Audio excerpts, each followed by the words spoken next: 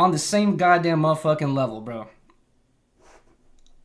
Lush, like you're sad, bro. Like I said, it's kind of like it just sounds repetitive and like it's even like annoying to myself to even repeat it, but like you're sad, bro. Like you're literally fucking scum of the earth. And then also one thing I heard recently is, Lush did the whole thing where he saw that I was going to LA. So as soon as I was going to LA, he pulled up to Brentwood. And then he was like, yo, I'm here in Brentwood, blah, blah, whatever it is. He still had to have people accompany him, from what I've heard.